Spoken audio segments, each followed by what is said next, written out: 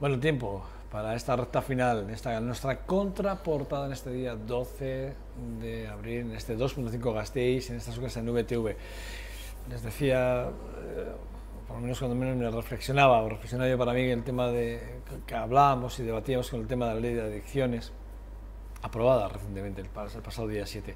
Y sí que es verdad que de alguna forma, bueno, pues ese debate, aun cuando se ha aprobado por la inmensa mayoría y solo con la abstención de UPyD, sí que es verdad que el Partido Popular se ha desmarcado de los clubs de cannabis, y algo que por cierto en Europa se está extendiendo muchísimo y que bueno, se abre una puerta a algo nuevo, algo que está incipiente en la sociedad. Y es verdad que los clubs de cannabis pues es una realidad y están ahí. Bueno, el caso es que a ver en qué queda, porque sí que es verdad que el ministro en funciones de Sanidad del Gobierno de España, Alfonso Alonso, bueno, pues sí que ha dicho que bueno, pues que cree a su entender que bueno, pues que se excede, la ley se excede en este capítulo, se excede de sus competencias, del ámbito competencial que tiene con España. Pero bueno, en cualquier caso sí que es verdad que en los próximos días seguiremos hablando de ellos, sin lugar a dudas, días, meses, seguiremos hablando de ellos sin lugar a dudas. Bueno, les decía, recta final, y como todos los martes en nuestra contraportada, Roberto Lastre, que hoy nos viene a dar claves para los traductores y para los escritores nobles, y además nos va a poner de ejemplo a un viejo amigo y ya conocido de esta casa, Kepa Murua.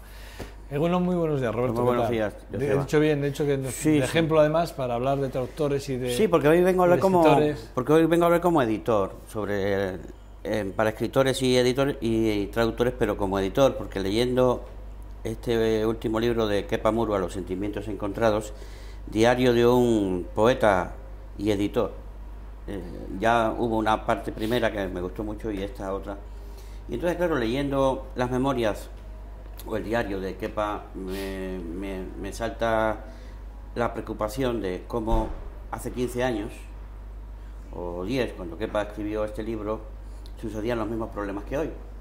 Es decir, los autores siguen enviando a las editoriales o a los agentes literarios obras muy mal revisadas, no corregidas, con faltas de ortografías, con problemas de visión. Y yo quería solamente puntualizar una cosa, y es las perspectivas del escritor. Uno escribe, el escritor es un productor individual dentro de un mundo que está en cadena y encadenado, valga la metáfora, y entonces después que escribe su obra, ¿qué hace con ella? Entre la obra y el mercado y los lectores y el formato libro o el formato ebook hay un abismo, ¿no? ¿Cómo superar ese abismo, no? Y resulta curioso que en España hay más escritores que lectores, según algunos editores y algunos agentes literarios. Y dicen, oye, ¿qué pasa? Que se está escribiendo más que libros se venden. Todo el mundo quiere escribir. Señores, si fuera tan fácil de escribir, pues lo haríamos todos, ¿no? Pero ¿quién triunfa? Claro, ahí está la cuestión. Se nos plantean algunos referentes de éxito y entonces todo el mundo quiere. Y entonces mi primer consejo como editor es que el escritor no vaya a buscar la publicación de un libro por vanidad o por una satisfacción propia de su ego, ¿no? Un libro es una ofrenda que se le hace a la realidad para que quede. ¿Y qué está pasando últimamente? Yo creo que, no sé si en los últimos 20 años o así, que los libros pasan inmediatamente al olvido. Incluso los premiados, premios Alfaguara de novela, premios Herralde de novela, premio Nadal, es decir, en ese momento salen en los medios de comunicación, gana el premio Nadal, el premio Azorín, todos los premios estos, el Primavera. ¿A qué crees que es debido a que se pase al olvido tan rápidamente? ¿A qué crees que es debido? Bueno, es debido yo creo que a una actitud general que hay, ¿no? De una predisposición a olvidarlo todo y a tomar lo urgente, ¿no? Lo próximo. Te preguntaba porque yo tengo mi teoría, porque sí que es verdad que yo me he dado cuenta que, por ejemplo, el propio Planeta, primero y segundo, que es lo que se publica, tiene un momento de difusión importante, en un momento concreto, pero llega un momento en el que a las 2 semanas ya prácticamente te has olvidado de él. Pero yo tengo mi teoría de que es que parece ser que, para mí, es mi opinión, corrígeme, pero la sensación que tengo es que hoy se publica muchísimo, incluso uno se puede convertir en editor. Exacto. Y editarse a sí mismo, pagar todos los derechos que tenga que pagarse a sí mismo, se publica, se hace sus propias digamos, presentaciones él a sí mismo, todo y da la sensación de que todo vale, todo parece que... Sí, se ha perdido ese y la cercanía, ¿no? Ese nivel de exigencia, incluso en los premios, porque también en los premios se ha perdido ese nivel de exigencia formal de entrada, ¿no? Sí. Y de contenido en general, ¿no? Mira, cuando un escritor piensa que se le ha ocurrido una buena idea para escribir una novela, lo primero que tiene que hacer, por supuesto, es intentar escribirla, ¿no? Pero me llama la atención que no estudian.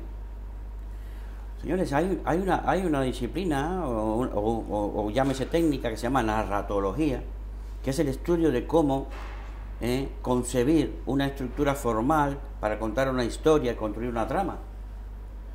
Pues la mayoría de los escritores que llegan a las editoriales con obras nuevas, pues no tienen en cuenta que se necesita leer, se necesita estudiar. Yo he preparado cursos de metaliteratura, de narratología, donde han ido muy poquitos. Y yo incluso los he dirigido a personas que me han mandado manuscritos que yo sé que necesitan de esos cursos. Y no les interesa aprender, entonces ¿qué quieren? ¿Publicar un libro por propia vanidad? Para que ese libro lo vean sus amigos, me llaman, oye, que no he salido en el periódico. Bueno, si no has salido en el periódico, porque el periódico no le interesa tu libro. No tengo nada que ver con eso, ¿no? Como editor. Es decir, lo principal es eso, es salir en el periódico, presentarlo, no sé, bueno, vamos a ver. Siempre se ha dicho que no se debe tomar como medio lo que es un fin, ni el fin como medio, ¿no? Hoy te voy a meter un poco las gomas, ¿eh? Sí. Sí, solo un poco, ¿eh? Sí. Vale. Yo entiendo que puede haber cientos y miles y millones de escritores en el mundo que hagan esto. Que tú estás diciendo, pero puede pasar, digo, claro, ¿cuántos de estos escritores, cientos de ellos, se presentan a premios?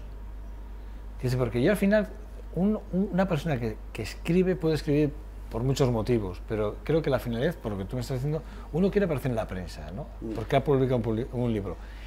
Da igual que sea bueno o malo. Prensa local, pues en la prensa local muy cercana, vemos como todos los días a diario se presenta un libro, otro libro, otro libro, otro libro. Algunos tienen 3 libros publicados, otros tienen 4, otros tienen 5, otros solo es el primero. Pero todos son buenos. La pregunta que siempre me hago yo, pero todos son buenos, todos tienen que estar en la prensa, todos tienen que hacerse eco de...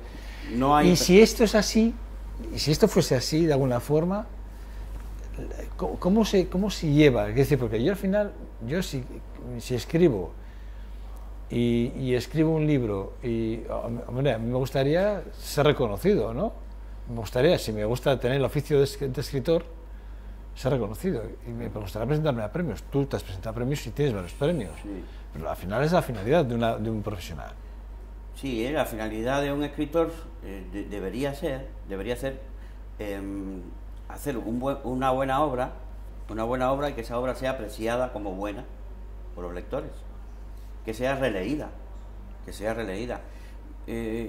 Antes hablábamos de esto, los premios que se olvidan, las obras que se publican y se olvidan. Bueno, puede haber varios motivos. Uno es la cantidad de libros que se producen, que lo has dicho tú, que todos los días lleguen 400 novedades a una librería. Todos los días 400 novedades. Eso es mucho. Después, claro, el librero tiene que dejar espacio a las anteriores para poner las nuevas. Eso también influye en que los libros caigan, ¿no? Se caigan del interés y de la vista del público.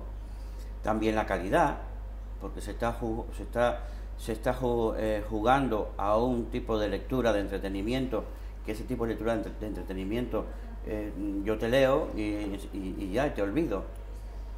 Ya me olvido de lo que... Llámese la historia. ¿Cuándo es cuando yo te recuerdo? Recuerdo la obra. Cuando esa obra me ha aportado a mí una riqueza espiritual, intelectual, etcétera, que me ha servido para mi propia vida. Eso se lo propone el autor. La mayoría de los autores se proponen esto.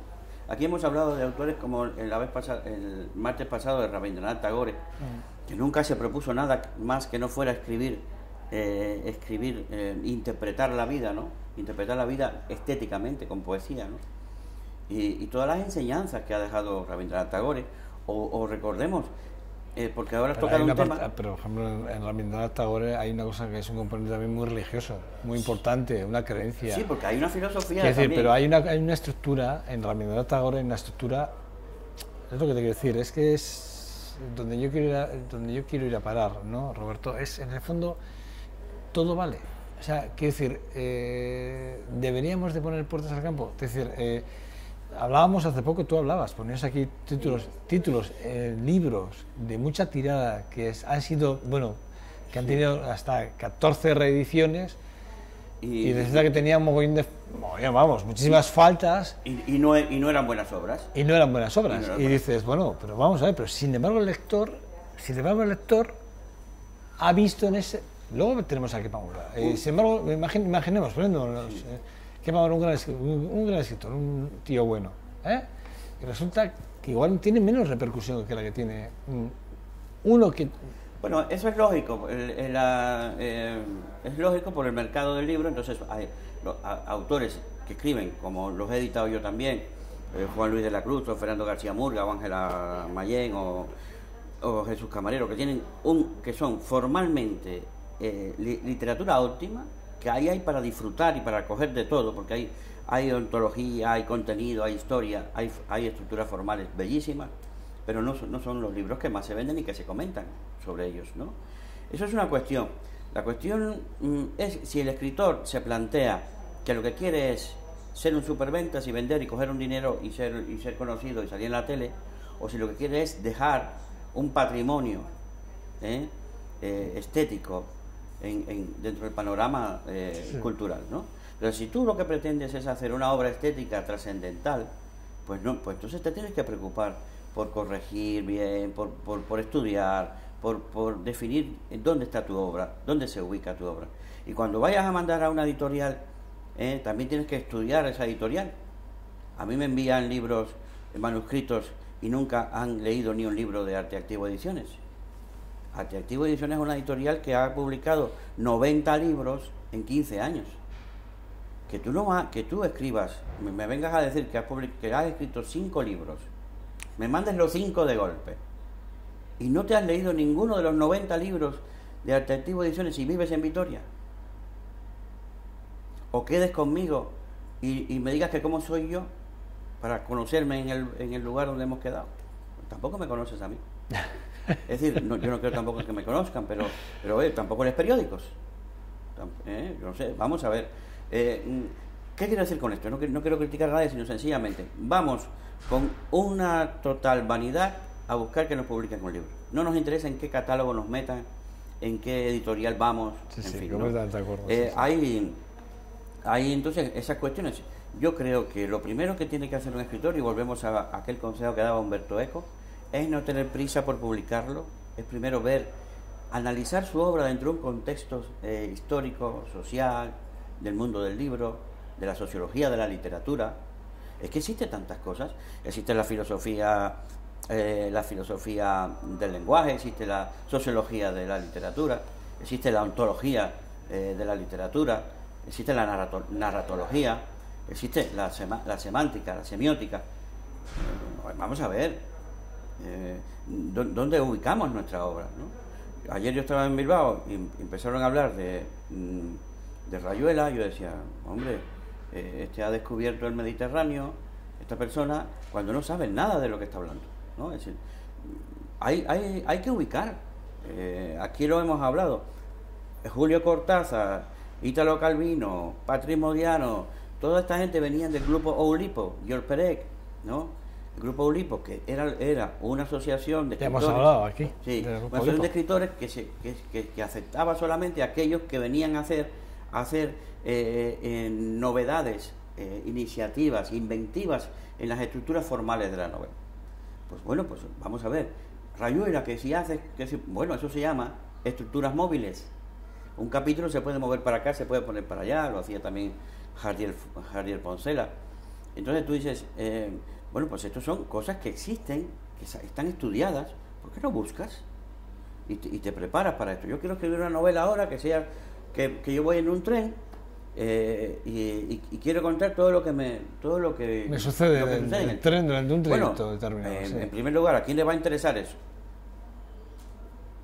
Bueno, tiene que aparecer un asesinato, tiene que aparecer un misterio para que esto enganche. Esa palabra enganche me rechina. Esta novela engancha desde el principio. ¿Engancha? Bueno, cualquiera puede enganchar. Puedes hacer chistes y un chiste tras otro te puedo enganchar. Entonces, eso no es literatura. El enganche no tiene nada que ver con eso. Lo que tiene que ver es que haya una estructura formal que esté coherente y adecuada al contenido y a la historia que cuentas, ¿no? Entonces, tampoco un escritor se tiene que preocupar de que si yo voy a contar lo que me pasa en un tren, tiene que pasar cosas interesantes. No, lo interesante eres tú. Cómo tú ves el tren, cómo tú ves el tiempo, cómo tú ves el espacio, cómo tú ves ese paisaje que se va, ese paisaje que te golpea de pronto, que viene, que es el futuro. Todo lo que tú le puedes sacar de poesía a un instante, a un acontecimiento, a un viaje, ¿no? Es decir, lo que el lector quiere, porque cualquier persona que lea un libro sobre un viaje en un tren, ha viajado en un tren. Lo que el lector quiere primeramente es ver que tú le hagas ver que ese viaje en el tren puede ser trascendente, si él se lo plantea. Si él se plantea hacer lo mismo que tú. O que él se enriquezca viendo recordando que cuando él ha viajado en ese mismo tren, ha sentido eso, pero no lo ha sabido decir, o no lo ha sabido interpretar, o no lo ha sabido, digamos, traducir, ¿no? Bueno, en cualquier caso sí que es verdad que poníamos el ejemplo de Kepa Murua como ejemplo de escritor, ejemplo de saber transmitir, con ejemplo además de consejos para que muchos escritores, noveles, le tengamos muy presente a la hora de crear nuestras obras, en este caso, ¿no? Sí, Kepa Murua aquí en este libro, Los sentimientos encontrados, también hace referencia a sus propias obras, a los criterios. Incluso es curioso porque en alguna ocasión dice cuenta lo que le responde un editor, otro editor al que él le ha mandado el libro, ¿no? El editor que le dice, ya lo siento, es muy bueno el libro, pero no entra dentro de nuestro catálogo, ¿no? Estas cosas que suceden casi siempre, que te responden así muy secamente. A él respondía más. Que responderás tú también. No, pero es duro a veces decirle a alguien, oye, mira, ¿por qué no te tomas un tiempo? Revisa. Pero escucha, pero cuando un editor ve que en su catálogo no entra un libro, pero es bueno y recuerdo que es bueno, ¿por qué no recomienda otro catálogo de otro editor? No, oye, vete a este editor, que ese editor probablemente puede estar interesado. Yo lo que he hecho es abrir una colección nueva. Bueno, no entra en mi catálogo hasta hoy, pero esta obra no me la quiero quitar de eso, y creo una colección nueva. Bueno, es muy buena idea. Por ejemplo, pues creé una colección una vez que se llamaba Narrativa Racio-Vital, basada un poco en la filosofía de Ortega y Gasset. Entonces todo lo que me entre por la filosofía de Ortega y Gasset va a esa colección, ¿no? Y entonces así, ¿no? Pero también podría recomendar. ¿Qué pasa? Que las editoriales actuales, las grandes y medianas, no trabajan con el autor. Es decir, nosotros hacemos en las pequeñas editoriales también el trabajo del agente literario, mandar a corregir, poner a punto, dirigir la obra. En algunas ocasiones hemos dirigido la obra. No, aquí esto no, este capítulo lo tienes que poner para acá. Porque yo recuerdo entonces, en algún caso que me sé de ti, que has corregido ese tipo de cosas. Entonces, bueno, pues eso lo hacemos nosotros, pero las grandes editoriales no tienen tiempo para hacer esas cosas, con la cantidad de manuscritos que reciben. Las grandes editoriales reciben solamente de agentes literarios. El agente literario es el que te hace todo ese trabajo. Debería hacerlo. Pero ¿qué pasa? Que se ha perdido, yo creo que el concepto, el agente literario tiene que ganar dinero. Tú entras a él y él dice, bueno, yo voy a promover lo que yo pueda vivir. Yo no voy a promover en un agente literario un libro de poesía de Kepa Murua, cuando en un libro de poesía lo van a comprar 1000 personas, esos son 10.000 euros, y con 10.000 euros no vamos a ningún lugar. Entonces, evidentemente hay un trastorno en el mercado que conspira contra la literatura de calidad y premia a la literatura de entretenimiento, a la escritura de entretenimiento. Entonces ahí es donde vamos, es decir, si yo podría hacer, con la experiencia que tengo, una novela bestseller, si yo sé cómo se hace. Ahora no puedo. Yo no quiero que me reconozcan nunca como que escribí un tipo de obra de esta. Si yo quiero que me recuerden el día que una novela mía guste, o un libro de cuentos mío guste, o un libro de poesía. Siempre hablamos de novela. Pero los objetivos, quiero decir, lo cortés no quita lo valiente. Puede ser un momento determinado que tú puedas pretender o necesitar ser reconocido, porque con ese reconocimiento de ese bestseller, que probablemente no te gusta escribir, pero bueno, te va a dar prestigio, te van a no sé si prestigio, pero te vas a dar más a conocer y probablemente ganarás dinero. Y eso puede abrirme la puerta a otras obras. Y puede hacer, o sea, que si lo sabes hacer, Roberto, hay que hacerlo. Sí, pero sin embargo es un arma de doble filo, porque entonces otra gente que va a ir a buscar otras obras tuyas va a ir buscando a lo mejor esa, que es de lectura fácil. Pero llegará a las otras, ¿eh? Y no se sabe, porque hemos acostumbrado a un lector hembra, en el sentido de hembra de enchufe, ¿no? Que viene el libro, se le engancha, da la energía eléctrica y cuando se acaba lo desenchufas y ya. Es decir, no hay un lector que sea a la vez circuito integrado, que sea, te das cuenta, que se meta, que se preocupe, que participe, que era lo que quería provocar con todas sus energías Italo Calvino en aquel libro Si una noche de invierno un viajero, ¿no? Sí. Él quería involucrar a los lectores y como no los conseguía, en realidad los metió en el libro, metió a los lectores en el libro reconstruyéndole su propia novela. Se inventó a los lectores. Yo no sé si es que el escritor todavía le queda aquel afán del siglo XX, de mediados del siglo, la primera parte del siglo XX, ese afán de que el lector sea parte de él mismo, ¿no? Hay una cuestión y es cuando decía Hemingway decía que la novela se gana por puntos, es como en el boxeo, pero el cuento se gana por KO. Entonces, hay veces que tenemos una idea que es para cuento, pero no es para novela. Ahí también nos equivocamos. Pero cuando, por ejemplo, en el cuento, ¿para qué yo voy a publicar un cuento? ¿A quién le va a interesar un cuento? De una mañana en que se levantó el señor, se dio cuenta que no podía caminar y empezó a dudar si estaba muerto o vivo, ¿no? ¿A quién le puede interesar eso? El cuento es más exigente aún que una novela. Porque el cuento, yo tengo que hacer un cuento que la gente no me lo olvide. Porque ese es un cuento normal, pasa, la gente se divierte, pero pasa el olvido también. Hay que luchar contra el olvido. Hay que tratar de construir un libro que no se caiga como se caen la mayoría de los libros. Que se quede ahí, en el lector. Eso es lo que le llamamos los editores libros de largo recorrido. El editor hay veces que sabe que hay un libro que es de corto recorrido, pero le va a dar dinero.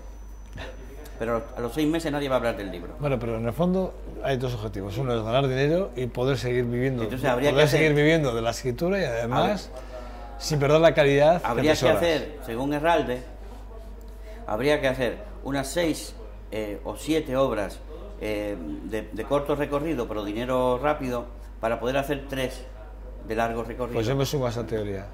Yo me sumo a esa teoría. Bueno, por algo sobrevivió con prestigio. Me sumo. Roberto, no tenemos más tiempo. Pues, y al final no hemos dado las claves que queríamos dar, en el fondo.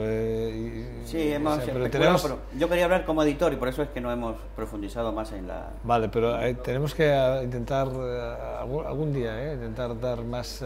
ir un poquito más, afinar un poco más. Lo haremos. Porque me consta porque hay gente que nos ve, que son escritores noveles o quisieran dedicarse y te ven en este espacio y les gustaría que les contases secretos, secretos. Podemos hacer un programa, una introducción a la narratología, para que se sepa lo difícil que es escribir una novela, para que cuando nos aventuremos a esto, porque cuesta el mismo trabajo escribir un libro bueno que un libro malo.